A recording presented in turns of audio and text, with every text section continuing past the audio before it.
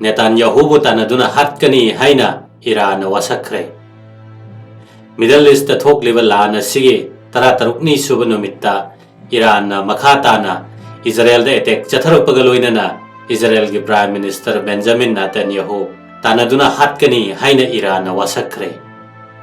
Karigumba masigi angang hatpa criminal asi hinglamba thoklabade aikhoina mapung phaba sakti ga loinana mahak pu tanagani amasung Hatkani Haikhre numit kharani miya mamangda masak ukhidraba Netanyahu kadai da leikrabage haibagi matangda social media posting na hangnarakpa wahangda Iran gi Revolutionary Guard ki statement tamana haire.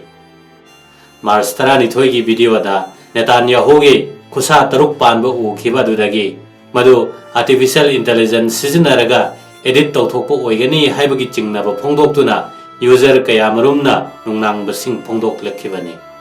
Hariba Mastara Nithoigi video ado masagi sahi humbudra taruk suraba Netanyahu na February 19 Iran gi mathakta US amasung Israel gi nongthak attack sing chathaba haukiba matung ahanba oina news conference ta Wangang mani. Mahakna Iran gi anauba supreme leader Mojtaba Khamenei hatnaba nakchep taki hanki amasung Israel gi military operation saugatke. Miyamna UAE port area sing thadoknaba Iran na khanghankre mafam sing adu target tawgani haina ki hankre. United Arab Emirates UAE gi maruiba achauba port ahum gi akoiba mafam sing dagi miyamna khudakta handokhinaba Iran na warning tawkhre. US na Iran gi Kharak Island oil hubta bomb thadakhibagi pung kharagi matung warning adu lakhibani. Dubai da Jebel Ali port, Abu Dhabi da Khalifa port amasung Fujairah port ki miyam khudakta handokhinaba Iran gi news agency Tasnin na pil tawkhe. Civilian installation sing gi marakta US military force sing leiba amasung losinba maramdagi hariba sing asi tawpham thokpa target oire amasung lakliba pung kharagi manungda target tawgani haina agency aduna haikhe. Emirates city sing gi ngaklo makhada US force sing na sizinaba port sing amasung dog sing attack tawba haibase Iran gi legitimate right ni haina Iran na laure haikhe. US President Donald Trump na warning torabaso Strait of Hormuz pauduna lakliba jahaz sing da target tawgani haina IRGC na haikhe. US na Iran gi crude oil export ki chada mari budrarom gi thabak tawriba Kharak Island da irai numite attack tawkhe. Naval mine storage facilities amasung missile storage bunker sing yauna Iran gi military target maribudra henbada attack tawkhre haina US Central Command haikhe. Iran gi state media na attack sing adu gi wafam phongdokhe. Iran gi military na thangja numitta missile sing anobo weapon asathakhe. Iran na chathariba attack sing asi region adu da US military attack sing adu da pandam thambani haina phongdokhe. Saudi Arabia, Qatar, Jordan amasung Turkey ga loinana UAE na US military gi facilities thamlibani. Iran na Strait of Hormuz thingziliba du loisinaba US President Trump na lan gi jahaz sing tharaknaba malemda haijakhre. United States amasung Israel na khongbu semduna Iran da landa khibadagi hokhiba Iran ga thengnakhiba lan adu numit 15 ni sujilakpaga loinana Iran na Strait of Hormuz thingzileba du tokhannaba honabada mateng oinaba US President Donald Trump na lan gi jahaz sing tharaknaba atai leibak sing da haijakhre.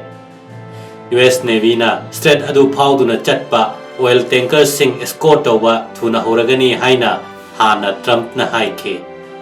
Lepa kaya marumna maroina Iran na Strait of Hormuz thingjanaba honabada sokhaliba sing adu Strait adu hangdoknaba amasung asoi angam thokhandana thamnaba United States of America ga khusamnaba lan gi jahaz sing tharakadabani haina Trump na haikhe.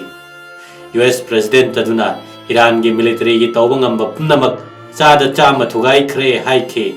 Adubo makoi adu aduk yamna thina maithiduna so makoi gi ising lambi gi paringda mafam kharadi Iran na drone ama natraga ani thadarakpa mai nama thadaba close range missile sing kapnaba Iran gi damak thona leiri haibadi ya chakhi.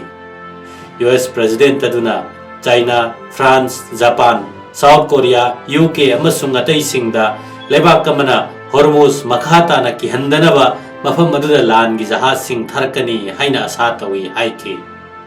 Nakal amaromda Iran gi foreign minister na thangja numita Middle East ki leibak na foreign military tanthokhinaba taksankhre.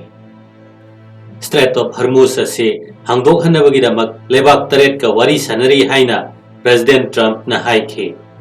Adubo mahakna sungsinnaba force ama semba pamba si kadai phawba khumang chausingadoribano haibasi mayek sengdri.